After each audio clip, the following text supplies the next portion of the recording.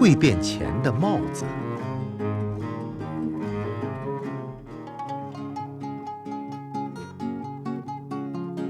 现在我要讲3个学生和一顶帽子的故事。这3个学生已经是长了胡子的大小伙子了。有一天，他们想到外面的世界去闯一闯，于是他们就出发了。他们走着走着，来到了一个村子。他们看到了一位农夫。一个学生趾高气扬地问道：“老兄，世界上一共有多少天？”“只比今天少1天，年轻人。”老人很和气地说。“世界上聪明的人都在哪里？”学生问。“在杂草中，花照样会开。”回答得很巧妙。学生说：“我还有一个问题要问你，农夫的帽子下面是什么？”“你们随我去酒馆吧，到那儿我再说。”学生的口袋里没有1分钱，但他们还是跟着农夫去了。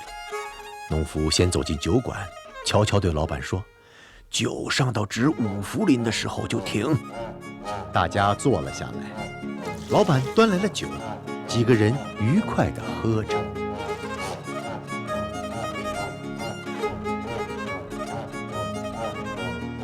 5福林的酒喝完了，老板不再端酒来了，并且说：“先生们，该付账了。”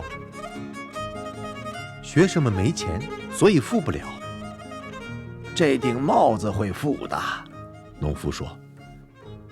农夫摘下帽子，摇了一摇，一枚亮晶晶的钱币从里面掉了下来。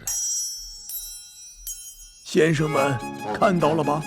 农夫的帽子下面是这个东西。”哟，3个学生惊奇不已，他们很想得到这顶帽子。如果拥有了这顶帽子，他们就会成为有钱人。到时只要摇一摇帽子，哗啦啦的钱就会落下来。他们围住了农夫，让他出个价钱把帽子卖给他们。“好吧，”农夫说，“我已经老了，500福林差不多到死就够用了，我就卖给你们这么多钱吧。”3个人跑到了伯爵那里，请求借500福林。伯爵想了想，就给了他们。他们把钱付给了农夫，农夫则乐呵呵地回家了。这几个学生则继续待在那里，他们大吃大喝，尽情放纵。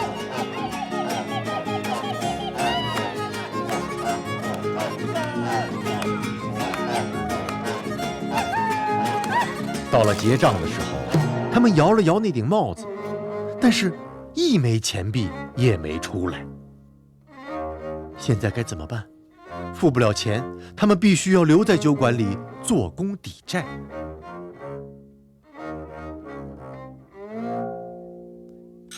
从酒馆里获得自由后，他们直接去找了那个农夫。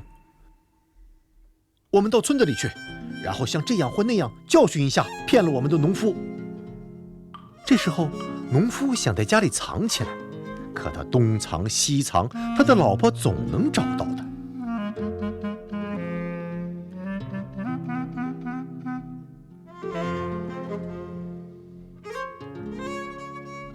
最后，老婆对他说：“这样你也别藏了，你就假装死了吧。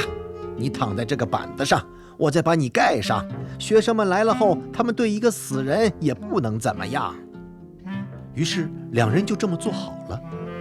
老婆伤心地哭了起来。“哎呀，我心爱的老头啊，我善良的老头啊，你怎么就死了呢？你怎么就死了呢？”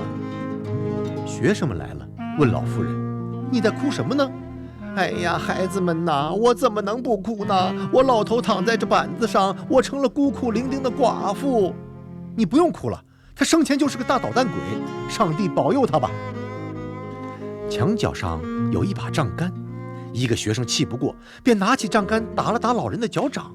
“你这个捣蛋鬼，拿上这个上路吧。”这时老人突然坐了起来，他抱起了拳，充满感激地说道：“哦，上帝呀，你让这几位先生宽恕了我，我也相信了这杖杆神奇的力量。你们听我说，有一天我到园子里看见一条死狗躺在那儿，我就用这杖杆碰了碰那条死狗，它立即起身就跑了。现在我更加肯定了，这杖杆有神奇的力量。老婆，你把我们家值钱的东西都给这几位学生吧，我只要这根杖杆就行了。哪里有老爷去世了，我就过去让他复活，到时会给我好多钱。好了好了，学生们说，我们不要钱了，给我们这根杖杆吧。你骗了我们一次，不会再骗我们第二次。农夫大笑起来，嘿嘿嘿，他们还真拿走了。3个学生离开了村子，向伯爵家走去。路上，他们遇见了一个灵车，后面是送葬的人群。学生们问这是谁的葬礼，人们告诉说，伯爵可怜的女儿，跟在棺材后面的是他的父母亲，还有他的未婚夫。学生们赶紧走到了他母亲面前，说：“赶快打开棺材，我们可以让姑娘复活。”老母亲听说后，立即让人打开了棺材。只要能让女儿复活，她向3个学生许诺了很多金钱。一个人上前用杖杆点了点其实只是看上去死了的姑娘的喉咙，奇迹出现了，她立即从棺材里站了起来。